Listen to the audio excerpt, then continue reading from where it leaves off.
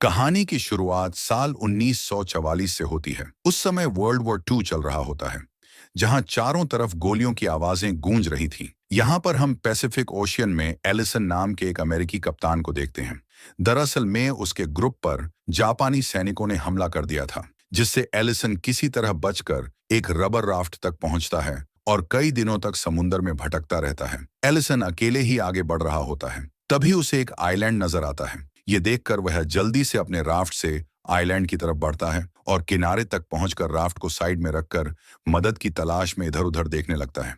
लेकिन उसे वहां सिर्फ पेड़ पौधे और चट्टानें ही दिखाई देती हैं। तभी उसकी नजर एक चर्च पर पड़ती है। एलिसन जब वहां जाता है तो उसे चर्च के अंदर से निकलती हुई एक कैथोलिक नन दिखाई देती है, जिसका नाम एंजेला है। एंजेला एलिसन को देखकर डर जाती है, पर एलिसन कहता है, डरो मत, मैं अमेरिकन हूं, तुम्हें मुझसे कोई खतरा नहीं है। वो एंजेला से पूछता है, यहाँ कितने लोग रहते हैं? इस पर वो कहती है, मैं यहाँ अकेली रहती हूँ। ये सुनकर एलिसन को यकीन नहीं होता। एंजेला एलिसन को अपने ठिकाने पर ले जाती है और उसे खाना देती है।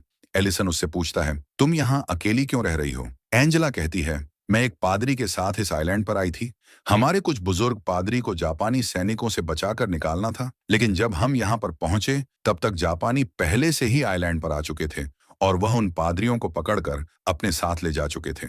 जंग का माहौल देखकर हमने तय किया कि कुछ दिनों तक हम यहीं छुपे रहेंगे। लेकिन कुछ दिन के बाद जिस पादरी के साथ में आई थी, उसकी तबीयत बिगड़ गई और उनका निधन हो गया। तब से मैं यहाँ पर अकेली रह रही हूँ। मेरे लोगों को लगा कि जापानी सैनिकों ने भी मुझे पकड़ लिया है, इसलिए कोई मुझे बचाने नहीं आया। एलिसन भी उसे अपनी कहानी बताता है। वह कहता है कि मैं मरीन हूँ। हमारे ग्रुप पर जापानी सैनिकों ने हमला कर दिया था और मैं अपनी जान बचाकर किसी तरह यहाँ तक पहुंचा हूं। इसके बाद एलिसन थोड़ी देर आराम करता है। जब वह उठता है तब देखता है कि एंजेला मोमबत्ती जलाकर भगवान से प्रार्थना कर रही है और ईश्वर से मार्गदर्शन मांग रही है। फिर दोनों बाहर खाने की तलाश में निकलते हैं। एलिसन पेड़ पर चढ़कर नारियल और फल तोड़ता है और एंजेला को नीचे देता है। लेकिन एलिसन को प्रोटीन के लिए कुछ और खाने के लिए चाहिए होता है। तभी उसे समुद्र में एक कछुआ दिखाई देता है। ये देखकर वह रस्सी और लकड़ी लेकर राफ्ट में बैठता है। एंजेला भी उसके साथ बैठती है और दोनों कछुए की ओर बढ़ते हैं। पर एलिसन के लिए कछुए को पकड़ना इतना आसान नहीं होता। वह इस कोशिश में समुद्र में गिर जाता है, मगर एंजेला की मदद से वह कछुए को पकड़कर दोबारा राफ्ट में आ जाता है। इसके बाद एलिसन आइलैंड में लौटकर कछुए को पकाता है और खाता है। वो एंजेला से कहता है, इस आइलैंड में हमारे पास सब कुछ है। अगर कोई हमें बचाने ना भी आए तब भी हम जिंदा रह सकते हैं। एंजेला उससे पूछती है, तुम्हारे घर में कौन कौन है? एलिसन कहता है, मैं अनाथ हूँ। मैं 14 साल तक अनाथ आश्रम में रहा हूँ। पढ़ाई पूरी करने के बाद मैंने आर्मी ज्वाइन करने का फैसला किया, क्योंकि मैं अपने देश के लिए कुछ करना चाहता था। एंजेला भी उसे बताती है, मैं भी अनाथ हूँ। मुझे ईश्वर पर बहुत ज्यादा भरोसा है, इसलिए मैंने नन बनने का फैसला किया। इससे मुझे बहुत खुशी मिलती है और मैं लोगों को सही राह दिखाना चाहती हूँ। एलिसन और एंजेला एक दूसरे से काफी अलग होते हैं। एंजेला बहुत ही शांत स्वभाव की होती है। वह भगवान पर बहुत भरोसा करती है और नियमित रूप से प्रार्थना करती है, जबकि एलिसन भगवान पर इतना विश्वास नहीं करता और थोड़ा सख्त मिजाज का होता है। अगले दिन एलिसन और एंजेला को आसमान में जापानी लड़ाकू विमान दिखाई देता है। ये देखकर एलिसन एंजेला को लेकर छुप जाता है, क्योंकि अगर उन्हें देख लिया गया तो दोनों की जान जा सकती थी। एलिसन एंजेला से कहता है, हमें कुछ दिनों तक छुप कर रहना चाहिए। मैंने एक गुफा देखी है, वहां पर रहना ठीक रहेगा। एंजेला को भी यह सही लगता है, इसलिए वह एलिसन के साथ गुफा में चली जाती है और दोनों पूरा दिन वहीं रहते हैं। अगली सुबह उन्हें बम की तेज आवाज सुनाई देती है। एलिसन गुफा से बाहर झांक कर देखता है तो उसे दिखता है कि जापानी विमान आइलैंड पर भयंकर बमबारी कर रहा है। यह देखकर एंजेला बहुत डर जाती है और प्रार्थना करने लगती है। एलिसन उसे हिम्मत देता है और शांत करता है। कुछ देर बाद जब विमान वहां से चले जाते हैं तब दोनों गुफा से बाहर आते हैं। वो देखते हैं कि चारों ओर तबाही का मंजर है। उनका घर और चर्च भी पूरी तरह से नष्ट हो चुका होता है। तभी जापानी सैनिकों की एक टुकड़ी मौसम विज्ञान शिविर स्थापित करने के लिए आइलैंड पर आती है और जिस राफ्ट से एलिसन यहाँ आया था उसे भी नष्ट कर देते हैं। उन्हें देखकर एलिसन और एंजेला फिर से गुफा में छुपने को मजबूर हो जाते हैं। उनके आसपास जापानी सैनिक घूम रहे होते हैं। ये देखकर एलिसन सतर्क हो जाता है और एंजेला को एक और जाने को कहकर चाकू लेकर खड़ा हो जाता है। लेकिन वह सैनिक गुफा के अंदर नहीं आते और वहां से चले जाते हैं।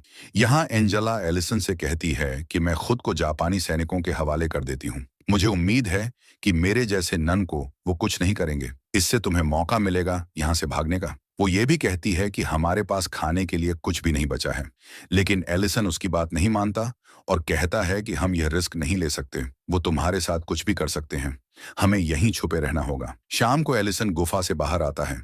वह देखता है कि जापानी सैनिकों ने कई कैंप बना लिए हैं। उनसे बचते हुए वह दूसरी ओर मछली पकड़ने जाता है, लेकिन कुछ जापानी सैनिक उसे देख लेते हैं। तब एलिसन मरा हुआ होने का नाटक करता है। यह देखकर उन्हें शक नहीं होता और वह वहां से चले जाते हैं। इसके बाद एलिसन मछली पकड़कर वापस गुफा में आता है और एंजेला के साथ मछली खाने लगता है। लेकिन एंजेला ने नन बनने के बाद मछली खाना छोड़ दिया होता है, मगर यहाँ खाने के लिए और कुछ भी नहीं होता, इसलिए उसे मजबूरी में मछली खानी पड़ती है। कच्ची मछली उससे नहीं पचती और वह उल्टी कर देती है। फिर एंजेला बिना कुछ खाए सोने चली जाती है। कुछ देर बाद जब एंजेला सो रही होती है, तब एलिसन चुपके से गुफा से बाहर आता है और जापानी सैनिकों की गतिविधियों पर नजर रखने लगता है। वो अपने चेहरे को काला कर लेता है ताकि कोई उसे सही से देख ना सके। जब उसे मौका मिलता है तब वह चुपचाप उनके कैंप में घुस जाता है और खाने का सामान एक बैग में भरने लगता है। तभी एक सैनिक वहां आ जाता है, जिससे एलिसन को वहीं छुपकर खामोश रहना पड़ता है। उसे वहां से भागने का मौका नहीं मिलता और स्थिति बहुत खतरनाक हो जाती है, जिससे उसे पूरी रात वहीं रहना पड़ता है। अगली सुबह जब सभी जापानी सैनिक कैंप के बाहर ट्रेनिंग में व्यस्त होते हैं, तब एलिसन धीरे धीरे बैग लेकर बिना देखे बाहर निकलता है और एक जगह जाकर छुप जाता है। उधर एंजेला जब उठती है तो गुफा में एलिसन को नहीं पाती। ये देखकर वह घबरा जाती है और उसे लगता है कि शायद एलिसन मारा गया, जिससे वह रोने लगती है।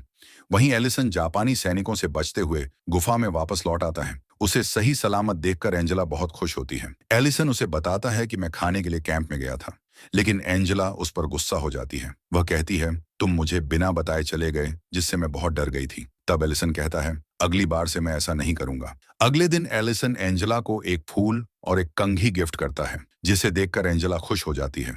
वो एंजेला से पूछता है, क्या तुम अपनी नन जैसी जिंदगी छोड़कर नॉर्मल लाइफ नहीं जीना चाहती? इस पर एंजेला बताती है कि उसने अभी तक अपनी अंतिम प्रतिज्ञा नहीं ली है और नन बनने के लिए 5 साल का समय दिया जाता है, ताकि कोई भी सही निर्णय ले सके, और वह अभी भी उस फैसले पर पूरी तरह अडिग नहीं है। दरअसल एलिसन को एंजेला पसंद आने लगी है, इसलिए वह नहीं चाहता कि वह पूरी तरह से नन बन जाए। तभी उन्हें बाहर से आवाजें सुनाई देती हैं और वह देखते हैं कि जापानी सैनिक द्वीप छोड़कर जा रहे हैं, जिससे दोनों को बहुत खुशी होती है। जापानी कैंप में छोड़े गए सामान से अब उन्हें खाने पीने की दिक्कत नहीं रह जाती। इसके बाद एलिसन एंजेला को बताता है कि वह बचपन से बहुत अकेला रहा है। उसने कई मुश्किलें झेली हैं, लेकिन अब वो उसके साथ खुश रहना चाहता है और कहता है कि मैं तुमसे प्यार करने लगा हूँ, इसलिए मैं चाहता हूँ कि तुम अपना नन बनने का इरादा बदल लो और युद्ध खत्म होने के बाद मुझसे शादी कर लो। यह सुनकर एंजेला चौंक जाती है और कहती है कि उसने खुद को ईश्वर को समर्पित किया है और वह अपने ईश्वर को धोखा देकर किसी और के साथ नहीं रह सकती। यह सुनकर एलिसन को बहुत दुख होता है, पर वो उससे कहता है, अगर तुम्हें मेरी बातों से ठेस पहुंची हो तो तुम मुझे माफ करना। रात को दोनों खाना खाने के बाद बैठे होते हैं। तभी एलिसन को जापानी शराब की बोतल मिलती है और वह ज्यादा पी लेता है। नशे में वह एंजेला की प्रतिज्ञाओं को व्यर्थ बताने लगता है और कहता है कि वह एडमम और ईव की तरह इस द्वीप पर फंसे हुए हैं, जिसे सुनकर एंजेला दुखी होकर बारिश में जंगल की ओर भाग जाती है और ठंड में वहीं सो जाती है। एलिसन उसे ढूंढता है, लेकिन ढूंढ नहीं पाता। अगली सुबह वह बेहोश हालत में उसे पाता है। एलिसन एंजेला को गोद में उठाकर कैंप की ओर ले जाता है। तभी वह देखता है कि जापानी सैनिक लौट आए हैं, इसलिए वह एंजेला को लेकर गुफा में चला जाता है, जहां उसकी हालत और बिगड़ जाती है। फिर एलिसन अपनी जान जोखिम में डालकर जापानी कैंप में घुसकर कंबल और दवाइयां चुराता है, लेकिन एक सैनिक उसे देख लेता है, जिससे बचने के लिए एलिसन उसे चाकू मार देता है और लाश छुपा देता है। वापस आकर वो जल्दी से एंजेला के गीले कपड़े बदलता है और उसे दवा देता है और पहली बार खुद प्रार्थना करता है।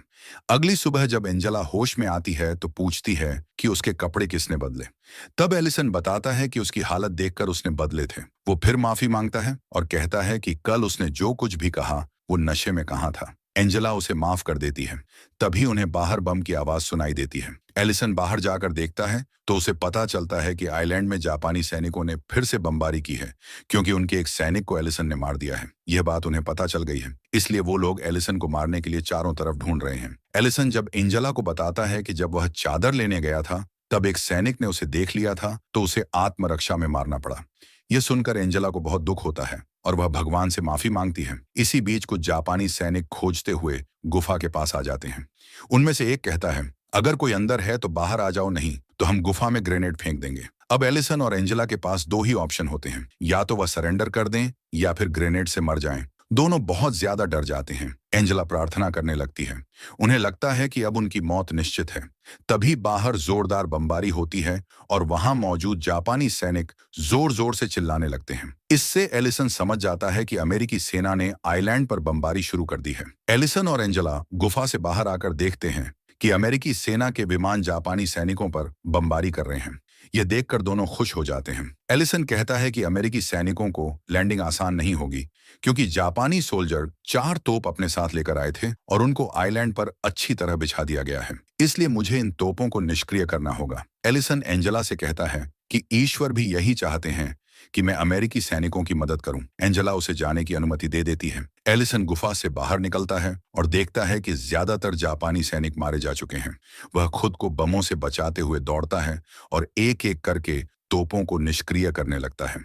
इस दौरान वह बमबारी के कारण घायल हो जाता है, लेकिन वह रुकता नहीं है। किसी तरह वह सभी तोपों को निष्क्रिय कर देता है, जिससे कई अमेरिकी सैनिकों की जान बच जाती है। इसके बाद अमेरिकी नौसेना बमबारी रोक देती है और एंजेला गुफा से बाहर आ जाती है। वो एलिसन को घायल देखकर उसका इलाज करने लगती है। एलिसन एंजेला से कहता है, अब हमारा अलग होने का समय आ गया है और शायद हम फिर कभी ना मिल पाएं। ये सुनकर एंजेला कहती है, चाहे मैं तुम्हारे साथ अपनी जिंदगी ना बिता सकूं, लेकिन तुम हमेशा मेरे दिल के करीब रहोगे। इसके बाद अमेरिकी नौसेना आइलैंड पर लैंड करती है और अपना झंडा फहराती है। जब नौसेना का कप्तान एलिसन को जिंदा देखता है तो वह चौंक जाता है, क्योंकि उन्हें लगा था कि वह मारा गया है। वह लोग एलिसन को स्ट्रेचर पर लेटाकर ले जाने लगते हैं और उसके पीछे एंजेला भी चलती है। एलिसन ने कभी भी एंजेला पर अपने प्यार का दबाव नहीं डाला और उसके नन बनने के फैसले की पूरी इज्जत की। वहीं एंजेला भी एलिसन को समझती है और इसी के साथ फिल्म समाप्त होती है।